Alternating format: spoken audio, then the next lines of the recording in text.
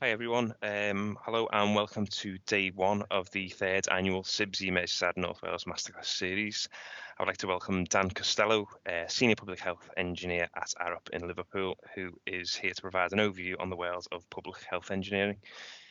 A couple of house rules first. If you can please turn both your cameras and your microphones off to avoid any unnecessary distractions, that would be appreciated. If you can please have your team's names as your actual name so we can identify you and sort your CP certificates. It's very difficult when it's Samsung Galaxy 10 to give them a CPD certificate. So if you could do that, that would be lovely. We have set some time aside at the end for you to ask Dan any questions. So if you can please hold questions until then, that would be appreciated. And if you can ask them via the chat function at the end, that would be great. Thank you. So Dan, it's over to you. Cheers, Paul. Hi, I'm Dan Costelloe. I'm going to talk to you about public health engineering today. This talk is in association with, as I say, CIBSE and also the Society of Public Health Engineers. I'll give you a bit of an intro to me, and then I'll tell you a little bit about what public health engineering is, and run through some of the main systems that we design, and then talk a little bit about sustainability at the end as well. So, who am I? This isn't me, as you can probably tell, but this is Ove Arup, who is the founder of the company that I work for. Arup started out as a structural engineering consultancy, but over the years, we've turned into a global engineering consultancy. We deal with designing, engineering, planning, all different kind of aspects of the built environment, from buildings to infrastructure projects to whole city plans and decarbonisation strategies as well. And as it says on the slide, we're a company of over 18,000 people, of which we've got 100 or so in Liverpool, in our Liverpool office. And we work across 140 different countries. We have projects in 140 different countries. So this is me, a little bit about me. So I started in 2005 as a technical trainee, which you would now probably class that as an apprentice. So the company kind of sponsored me through HNC and then a bachelor's degree, and then in 2014 I got my incorporated engineer status, which I then kind of backed up further down the line in 2021 with where I became a chartered engineer.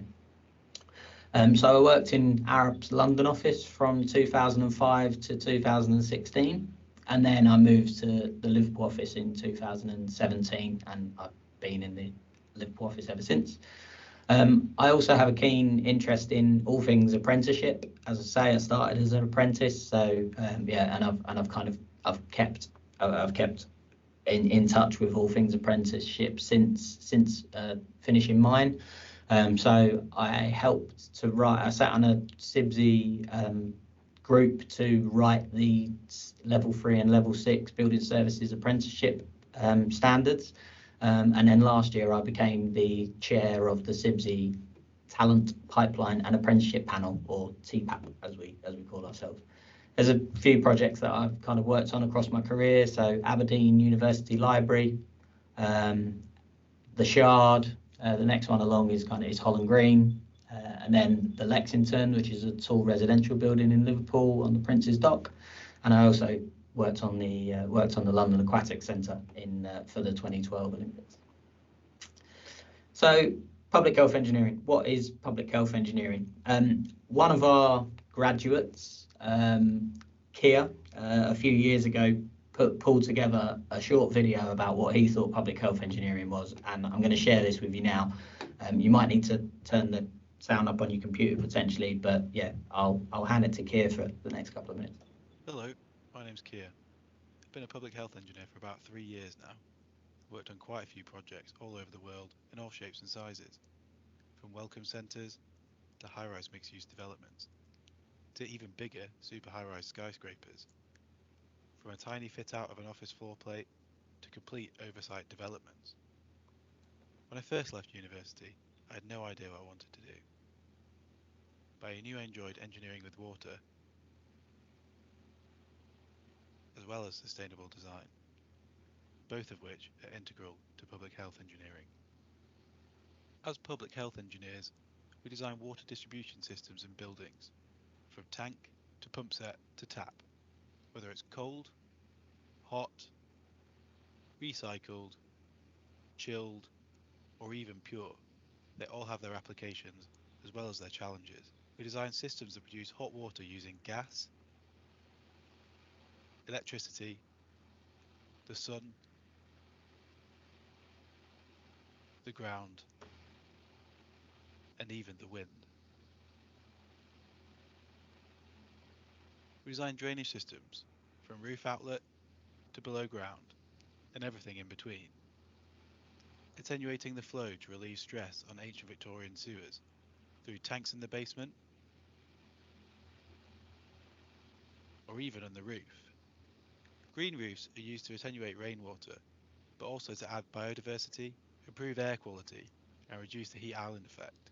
We can use stormwater for toilet flushing throughout the building to reduce the water footprint. And when it's a bit drier in the summer months, we can use the condensate drainage from mechanical equipment. Or maybe it's a hotel. We can use the showers and washhand basins for toilet flushing too. It's not all just pipes and valves. We design fire suppression systems to protect all sorts of buildings. A wet system to protect an office, a dry system to protect a car park, or even a phone system for a chemical processing plant. And if the client is worried about wet surfaces, then maybe a pre-action system. Nobody can see into the future, but it doesn't take a visionary to understand how important sustainable water design will continue to be, and how, as public health engineers, we can make a lasting positive impact on the planet.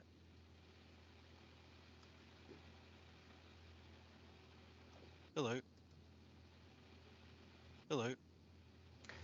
So, yeah, as Keir said, he can describe it a lot more succinctly than I can. But yeah, I'm going to talk to you a little bit more about some of the detail that he talks about there. We design all of the different systems that you see on this slide, and then bottom left, like, is two questions: scope and building type. So it depends on our scope of works on that project, and the building type depends on which types of systems we design. So before I get into it, so just a bit on kind of difference between consultants and contractors. So as I said, I'm an engineering consultant. So I design. I generally work in the office the majority of my week, and then you also have contractors who take the design that a consultant has produced and bring that to life on site. They're in charge when it gets to site. They're in charge of making sure that the systems are installed in line with the consultant's design. So in large companies like Arup, we often have dedicated public health engineering teams. In some smaller companies, you may find that mechanical engineers do some or all of the stuff that I'm going to talk about today. So standards, guides, and regulations. It's really important to follow the guidance when you're designing. There are some things like the building regulations and the water and gas regulations, which are law. It's absolutely essential that you design in accordance with the law. And then you have other guidance like British standards and CIBSE guides and the Institute of Plumbing guides. They're not the law. They're just guidance to help you to design systems to the best of your ability. And often, if you follow the guidance, then you will be designing in line with the building regulations and the water and gas regs. And then on some projects, there will be client or project specific guidance that you need to be aware of. So in healthcare, for example, you often need to design in line with the HTMs or health technical memorandums. For fire systems, there are a number of different specific guides, one of which being the LPC guides. So who do we interact with as public health engineers? Quite a lot of people.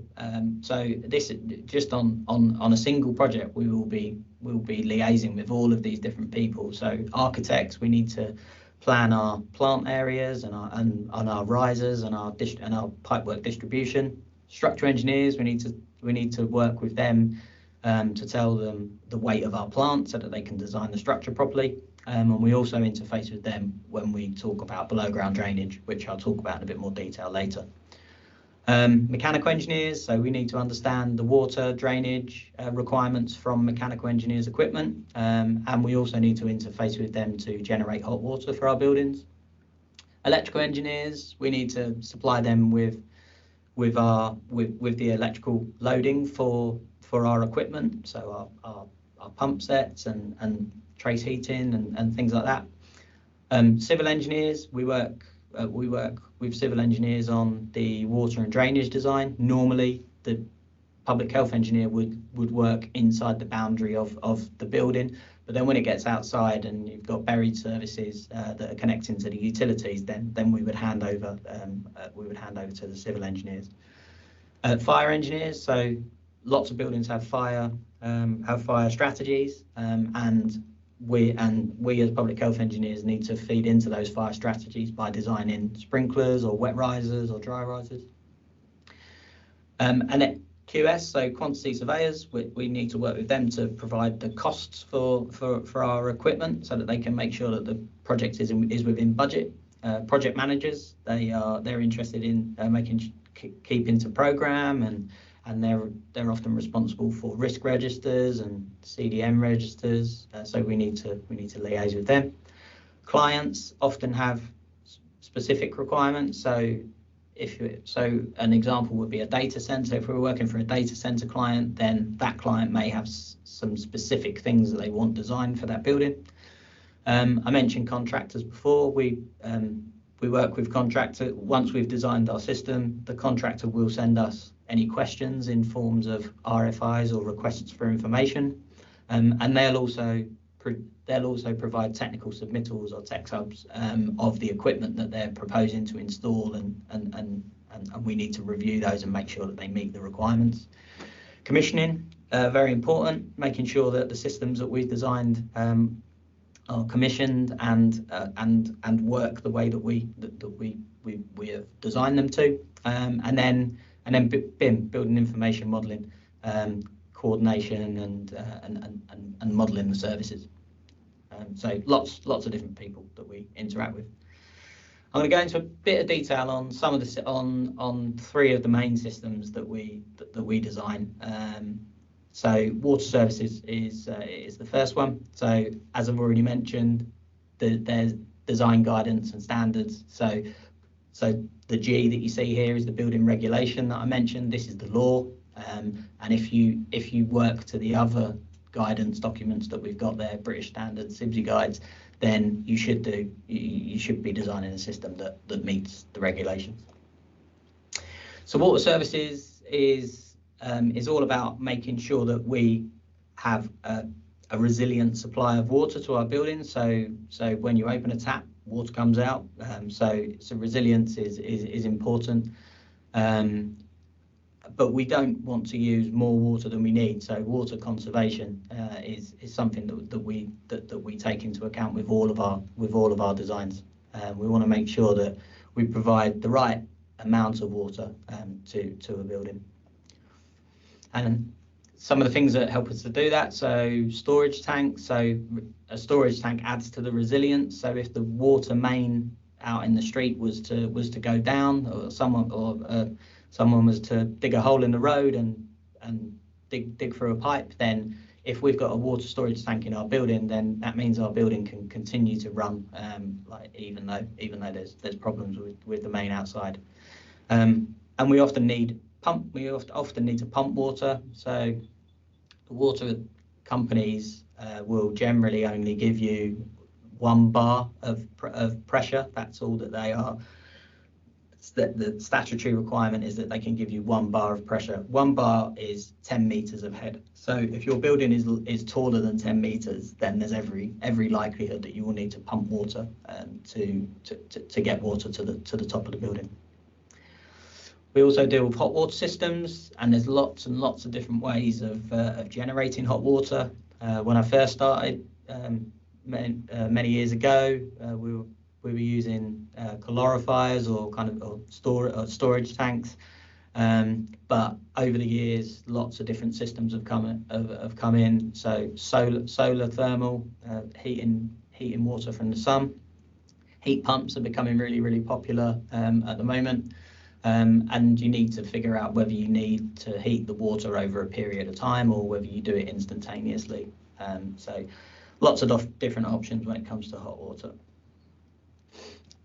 So both hot and cold water, the main things that we are interested in when we're designing are flow and pressure. We need to make sure that we can provide enough pressure in the system to get the water to the top, and we can get the correct flow out of each fitting, be it a shower or a WC or a wash hand basin or something in a commercial kitchen. So we undertake calculations, and calculations are a large part of the job, and then documents such as drawings or models are our deliverable. Some other design considerations when it comes to water. So comfort, we have hot water in our buildings so that you can have a nice shower at the right temperature. Hygiene kind of goes without saying that water is very key when it comes to hygiene. Insulation in the top left hand corner there, so we insulate to help with the energy efficiency of our systems. Temperatures, you need to supply fixtures and fittings with certain temperatures. You don't want this baby to be scalded by turning on a hot water tap. And Legionella is something that we need to think about as public health engineers in everything that we design. Legionella is a bacteria that can kill people, and it lives in water. So we need to protect our systems against Legionella. So water treatment is another thing that we get involved in. So the map in the top right hand side of the slide is talking about the hardness of the water. So in some parts of the UK we have very soft water, in other parts we have very hard water.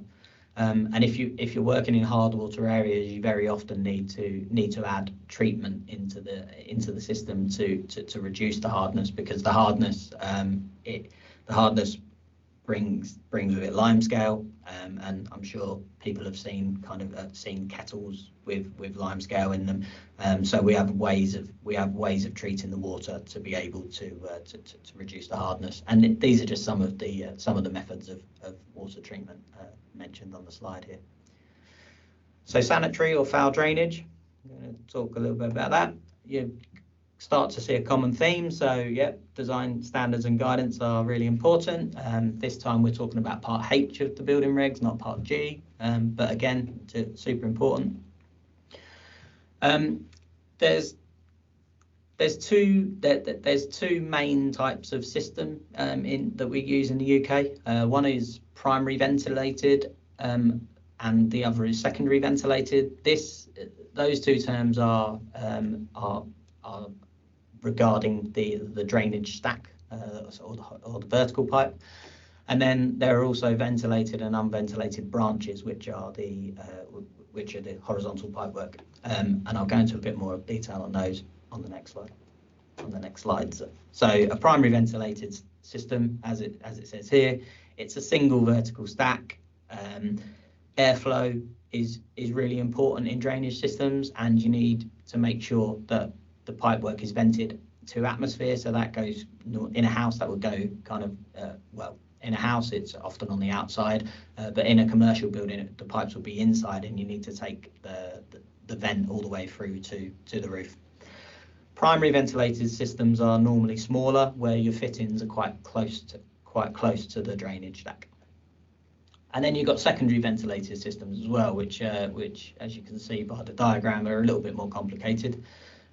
You often use a separate ventilating stack. So you've got on the right hand side here, you've got the primary stack where most of the fittings connect into, but then you've also got some secondary stacks that allow that airflow through the system. Same thing, the air you still need to discharge to atmosphere to make sure that you've got adequate air in the system. And secondary ventilated systems are, as I say, for larger systems, and they also give you a bit more flexibility to have your fittings further away from the stack. So from a branch perspective, on the left-hand side, you've got unventilated branches. As I say, those need to remain quite short, so the fittings need to be quite close to the stack. And then you've got ventilated branches, so that gives you a bit more flexibility again to have your fittings further away from the stack. You can see there's more pipe work required on the right-hand side, so it's a slightly more expensive system. But you need to look at each building on its own merit. Basic rules of plumbing. So we're trying to protect the building from flooding. So general rule, if there's a water supply point in a building, then you need to provide a drain to it as well. We're trying to keep odours out of the building. Another really important part of the ventilating to atmosphere is that the odours go out of the building and don't come inside. And compliance is really important. You need to use fittings that have been fixtures and fittings and pipes that have been tested to EU standards to make sure that you've got compliant fixtures and fittings. I've already mentioned ventilation, really important. Airflow in drainage systems is really important. So yeah, something to consider.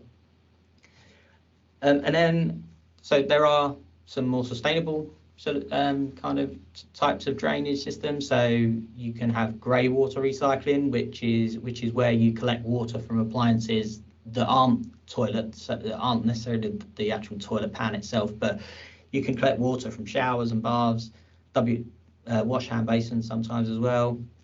We collect that water, treat that water, and then we can send it back into the building to serve non-potable type. So potable water is drinking water, but there's lots of times where you don't need drinking water quality. So flushing toilets, washing clothes and vehicles, and irrigating plants are some examples of where you could recycle water.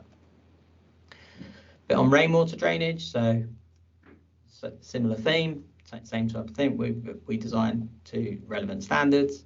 So we've got the natural water cycle in the top right there, and the urban water cycle just below it. So the urban environment gets in the way of the natural water cycle. In cities and towns, there are lots more impermeable surfaces. Impermeable surfaces, so water can't just get into the ground as it wants to in the water cycle. And we also have aging sewer systems in a lot of our towns and cities. I'm sure everybody has heard about climate change and the fact that rainfall intensities, that like we're having a lot more intense storms than we had historically, and all of this results in flooding. So from a public health engineer's perspective, we design rainwater systems for buildings to protect the building, but also to help to prevent and reduce flooding. There's lots of different types of roofs that we deal with. So eaves gutters that you probably see more in a terraced or semi-detached house. Valley gutters you often find on large buildings, as you do with flat roofs, and sometimes you'll have parapet gutters there as well. There's two main types of rainwater system. Gravity is the first one. So with gravity, as the clue is in the clue's in the title, you're draining by gravity. So you need a fall or a gradient on your horizontal pipework. It can often mean that you've got lots of pipework in the building, depending on how big your building is and how big your roof area is. But gravity is a very simple system, and as I say, it relies on gravity. So there's not too much that can go wrong with a gravity system. And then you've got siphonics is the other main type of system. So the outlets in a siphonic are a bit more mechanical. So there are things that can go wrong. But the benefits of a siphonic system is that the pipework is designed to create a vacuum in the pipework, and which means that you don't need the fall or gradient on the pipework. It can mean that you can have less drainage stacks.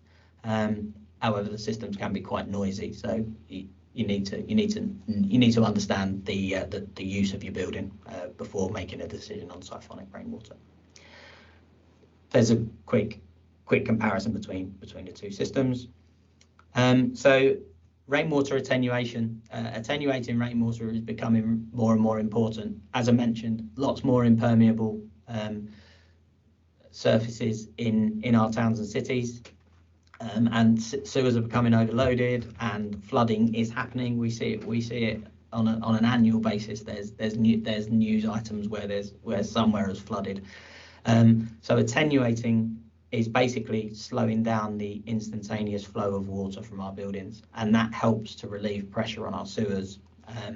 And you often find that local authorities will have their own regulations in place to restrict the runoff rate from buildings, from rainwater from buildings. So there's a number of different ways that we can attenuate, and I'll go into a bit of detail on the next slide. So there's rainwater harvesting, there's rainwater attenuation tanks, and there's green and blue roofs are the main ones.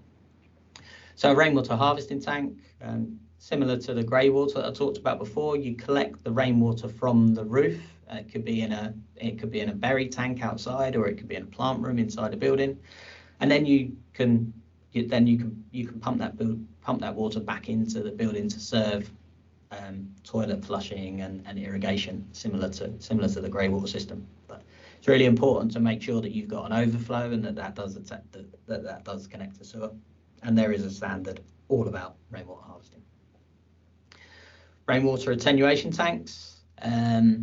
These are not always, but often below ground, and made of what are they're termed plastic egg crates, which are wrapped in a geotextile membrane. What you have is if I just point it here, you'll have, this is coming from the building, so you'll have a large pipe coming into this manhole, which goes into this attenuation tank, and then you reduce the flow going out. So you have a smaller pipe on the out than you do on the in, and what happens is that smaller pipe means that it drains away at a slower rate, which means that the water starts to back up and it starts to fill up this attenuation tank. Another way you can do it is you can have a flow restrictor in this manhole, and what we're doing is we're slowing down the instantaneous flow rate from the roof into the sewer. A couple of other ways that we can look at attenuation is green roofs. So green roof is basically is what it says on the tin there. You have plants up on the roof. And the plants and the soil absorb rainwater, which slows the rate of rainwater down into the sewers. But it also has other benefits like creating habitats for wildlife and providing insulation to your buildings. And then we've got blue roofs as well, this is designed to hold water back on the roof rather than down buried under the ground. Waterproofing design is really important here because you're storing water on the roof, so you need to ensure that the waterproofing is installed perfectly so that you don't get water spilling back into the building. And you can often get green and blue roof combinations. They are becoming pretty popular at the moment. This is not what a blue roof isn't. A swimming pool on the top of the roof. Lots of people get scared when you talk about blue roofs, particularly architects and sometimes clients. But we need to help to educate them that this isn't what, like, if I go back to the slide before, you can install plant and things like that on top of a blue roof. So below ground drainage, again, I'm not going to labour the point, but standards are very important. So below ground drainage systems are made up of a number of components. So channels, external channels, be it on the facade of a building or adjacent to a building. We also have gullies. This is an example of a road gully, and these can connect into the sewer. So these are kind of outside of a building often, but PH engineers still do get involved in this kind of design sometimes. Manholes are really important when it comes to below ground drainage. This provides access into the drainage system so that you can clear out any blockages. And PH engineers need to actually produce construction level information for below ground drainage systems. Most of our mechanical, electrical, and public health systems, we don't need to provide, as consultants, we don't need to provide construction information, but this is the one area where you do. So on the left hand side there is a detail of exactly what we want the contractor to build, and then on the right hand side you've got an image of this is a manhole in construction, and this is a manhole that has been built.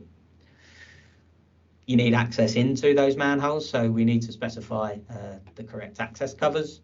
So it depends on it depends on the loads that are going over the top of the manholes, depends on the loading for the access cover. And as I said, because we need to go to that specific level of detail to enable the system to be constructed, we need to provide like really detailed drawings and really detailed schedules when it comes to below ground drainage.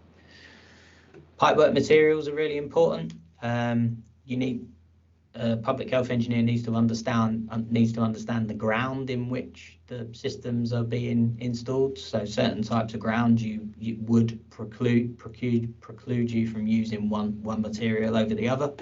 So it's important that we talk to our structural engineers and our geotechnical engineers.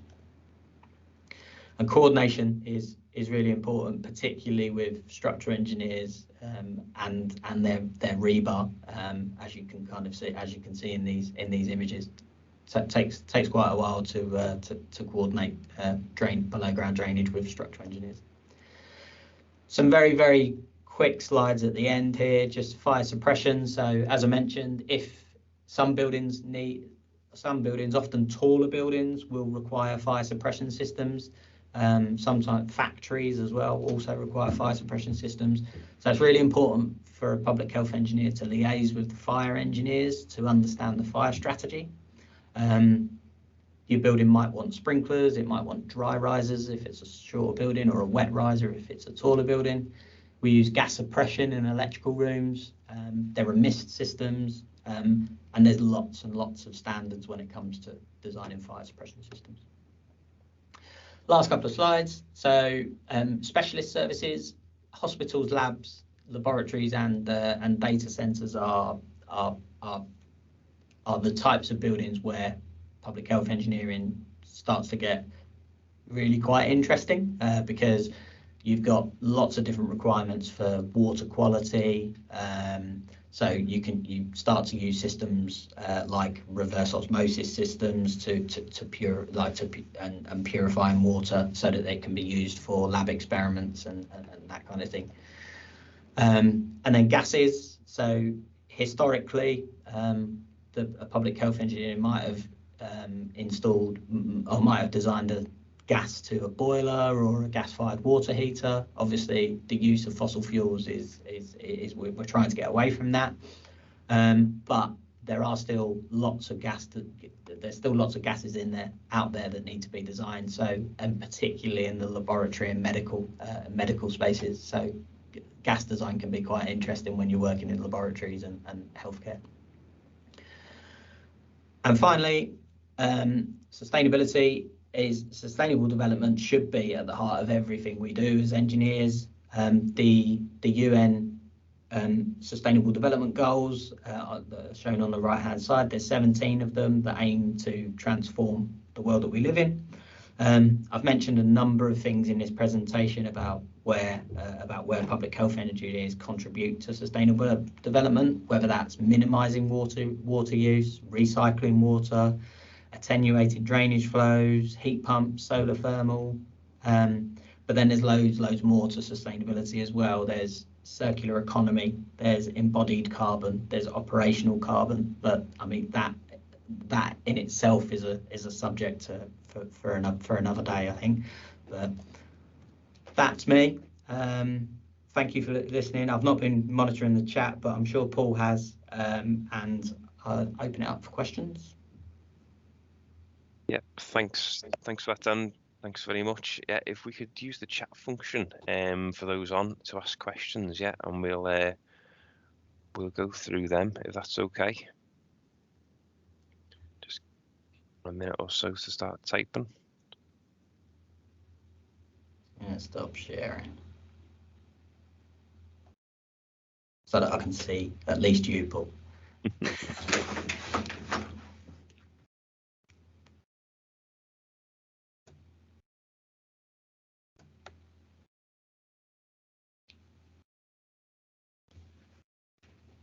Thanks, Malcolm. I've just seen the chat. Okay, so let's see. We've got. Hi, Daniel. Thanks for the presentation. We've got a question regarding hot water demand. Okay, if you want to type that away in the chat. Yes, we will share this is being recorded, and we will share the chat as well. Just while we're waiting for the message to come through, Dan, I noticed that Arup is obviously a huge company, and a public health engineer's role is it's what I'd call, I'm a mechanical engineer and I cover public health. But is that what you find in sort of the large companies, that you can be afforded a separate discipline just to focus on that? Is that correct? Yeah. So yeah, I mean, I went to university with mechanical engineers who work for slightly smaller companies, and and in lots of companies you do find that mechanical engineers are working on this as well as all of the other systems that you work on, your heating and your cooling and your ventilation and all of that. But yeah, in the larger companies, when you've got really big buildings, I think that's when public health engineering kind of becomes a kind of a role in itself. Because I suppose coordination between, say, like a mechanical engineer and an electrical engineer is key, but then I suppose if you split that mechanical discipline up, then obviously talking to, it's like those earlier slides that you mentioned, you really are then talking with other people who do mechanical systems as well. So I'm guessing it's key that you're both talking to your mechanical colleagues, your heat and vac and whatnot, and also your electrical colleagues. Yeah, coordination super important. As I mentioned in that slide, like there's so many different people that we need to coordinate with. So communication is really key. Absolutely. Okay, I think we're still waiting for Rifle to ask us a question there. Sorry, but we've just got one there. We've got Sebastian. Hello, gents. I wondered how you find coordinating between different disciplines. Example, a site where you are cascading from attenuation at blue roof level to podium to below ground. You might have a public health engineer, civils involvement, architect or landscape architect if water is being used for irrigation. Do you find that presents some unique challenges? What do you find are the best ways of ensuring successful collaboration? Good question. Yeah, good question. Yeah, I mean, yeah, really important. Like you say, there's lots of different people that are involved in that. Just in that one example that you've come up with. So historically, that would have been through meetings, in-person meetings. Obviously, with COVID, lots of stuff's moved on to Teams. So Teams is a really valuable a really valuable resource when it comes to coordination meetings. Personally, I do still prefer that kind of face-to-face meeting. I think that it's a little bit better for collaboration. But Teams has also opened up that you can work on projects kind of all over the country, all over the world, from an office. So yeah, collaboration, meetings, super important, and really understanding the scope of your work. So where does your portion of the design end, and where do you hand over to somebody else? That's really important to pick up very early on in a project.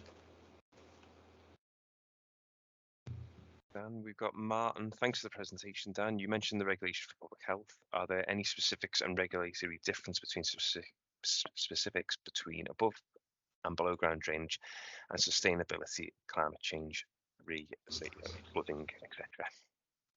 Yeah, so there's lots of regulations, and there's also different regulations for different parts of drainage systems. So in a building, when I was talking about rainwater, we design to worst case rainfall intensities because we are trying to protect the building from flooding, whereas a civil engineer designing a rainwater system outside a building doesn't need to necessarily worry about protecting the building so much.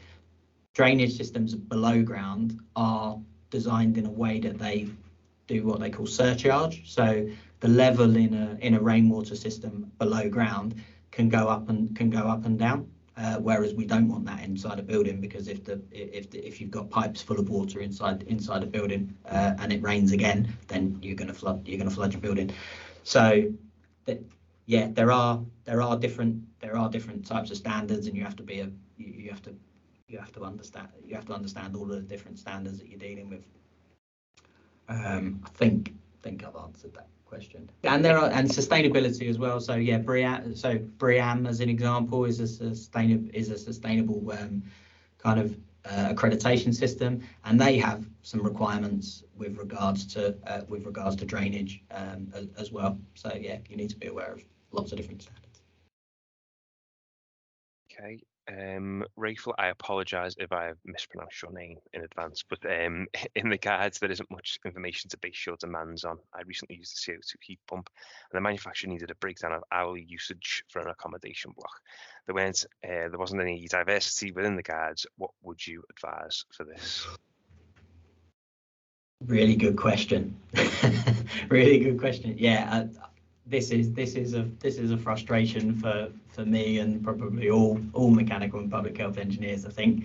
I've literally just come off a call when I was talking to another engineer about asking the question of a client. So the client understands how their buildings, if you're working with a client who's got multiple buildings, they understand how their buildings work better than anybody else. So we always ask questions of the client: how is your building being used, this, that, and the other. Sometimes we get answers, sometimes we don't. If you don't get answers, then you need to work on assumptions, and you need to document those assumptions and talk the client through what it is that you've done. There is some information out there. The CIBSE guide is very decent for some of this kind of stuff. We also speak to manufacturers. Manufacturers have often got kind of data that they collect from their pumps or the way that their systems are used. So yeah, talking to manufacturers, looking at the guidance that you can. The Institute of Plumbing guide is very helpful, as is the CIBSE guide, as I say. But then, like you mentioned, CO2 heat pumps. When you're dealing with new technologies, it's very difficult to get any kind of data behind that. So yeah, this is when we need to speak to manufacturers and kind of make engineering judgments. Okay, thank you. We've got Neil Ellis. Hi, how often does attenuation in drainage become a problem?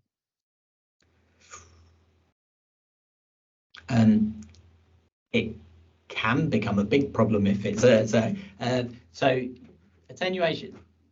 If we're talking about below ground attenuation tank, they're sized to kind of fill up and and discharge over a period of time. We had a problem on a project last year where there was some flooding on the site on one of the sites, and when we got to the site to see what was going on, the attenuation tank had filled up with silt from the landscape around the site. So that, I mean, that's a maintenance activity, and what should have been happening is that on a periodic basis, the maintenance team should have been going to manholes and checking that the manholes weren't full of silt. You could design silt traps as well. We had some silt traps in this system, but again, because the system wasn't maintained, unfortunately the silt traps had just filled up and the silt was just getting into the attenuation tank. So there can be problems, but I've not heard of lots and lots of catastrophic problems when it comes to attenuation systems. But that was one example from last year. No more questions in the chat, but I'm not going to let you get away that easy, Dan. I'm Right. going to put you on the spot here. Why should someone become a public health engineer? What do you like? What's the best thing about your job? What do you like about it? What don't you like about it? Tell us everything. It's a unique job that not lots of people know about, which is why we're doing this presentation, I suppose. So yeah, I mean, how did I get into it? I kind of stumbled into it, and lots of people that become public health engineers do kind of stumble into it. It's similar to civil engineering in a way. So I applied to Arup for a civil engineering post. And they told me that I wasn't good enough. They told me I wasn't good enough for that job. So no, they said, but we've got we have a different job that's similar. It's like civil engineering, but inside buildings. If you'd be interested in that. So I was like, okay. And that was 17 years ago, and I'm still here. So yeah, I think every day is different. Every day is absolutely like totally different. So every day is a school day. I definitely couldn't tell you that I've had 2 days where I've done the same thing. Different challenges on different days. As I showed in the slide before, there's lots and lots of different systems that you can get involved in as well. So you are constantly learning, and working with most of the people that we work with in the construction industry is another really good reason to get involved in it. And I feel like I'm doing my bit from a sustainability perspective as well, when it comes to reducing water demand and all of that kind of stuff. I think you're right. I think that it's that sense of ownership that you are. I think it's something that goes missing a little bit sometimes, that you are actually doing your bit for the environment. Everyone says, "Oh, you can go drive around in an electric car and whatnot." But when you think about our jobs, and you're quite right, it's I dare say a building service engineer is a niche profession. Public health engineer is probably a niche of a niche, even further. So yeah, it's important to emphasise. Again, we're talking to aspiring professionals here, just how important our roles are, I suppose, as for the future of the planet. Yeah. Let's see, we have Riley Chen. Can you share more about the specialised systems, examples, steam and medical gases? That would probably be a whole different presentation, which I wouldn't say that I'm that qualified to. Yeah, the reason I didn't speak about it too much, I've not been involved in an enormous amount of healthcare or laboratory projects, but I have colleagues who that's almost all they do. So there are lots of different systems out there. As I say, within Arup, there are kind of specialist teams that if I get a question about those type of systems, I would go and speak to them. But they have their own requirements. You need to, obviously, when you're dealing with gases, you need to make sure that you're designing them safely so that like you haven't got build-ups of gas and the potential for explosions and other kind of things. So there's requirements around where you store gases, how you store gases. Like, say, health and safety becomes really health and safety is always important, but when you're working with gases, yeah, it goes to another level, I think. And I've not done much on steam. Worked on in our like, when you're talking kind of major steam, that's more of a kind of specialist process engineering thing. That you might have a little bit of steam inside a building, but quite rarely. Yeah, I think you're right, Dan. With only 10 minutes left to go, yeah, I think we could. I think we've got a few ideas there for next year's masterclass on a few of them. So yeah, but no, thank you. Again, just in the absence of some questions in the chat, but have you got a particular favourite job, Dan, that you've worked on? Did you drive past one in town and go, I did that? Yeah. So since being in Liverpool, the Lexington that I mentioned, it's a big old beast. But yeah, that was one of the first projects I worked on in Liverpool. And then from my time in London, I remember it was literally the first job that kind of landed on my desk when I was in London was the Shard. And it was just an architect's vision on a piece of paper in 2005. I think it started a bit earlier than that, actually. And then I was lucky enough to kind of see that all the way from work stage 2, which is like kind of like concept design, all the way through to construction, which was that was a good one. And being a sports fan, I enjoyed working on the London Aquatic Centre as well. Unfortunately, I didn't get to work on. I haven't had a chance to work on any of the big football stadiums that are popping up over the last few years. But I did work on Brentford. So obviously, Brentford had aspirations to become a Premier League football team when they started to build that building. And I mean, they built the building and literally got promoted the same year that it was opening. So yeah, that was quite a good one to work on. I've heard that was all down to the drainage system as well, Dan. Oh yeah. Yeah. You touched on the Shard there as well. I mean, these massive tall buildings, it's vital really that the drainage system. It's not just a case of putting an SVP from ground to the top floor, is it? So is there any extra additional challenges the taller the building gets? Yeah, they can be. So when you've got really tall buildings, you need to separate the drainage system into kind of separate systems, because you get pressure problems at the base of a stack. So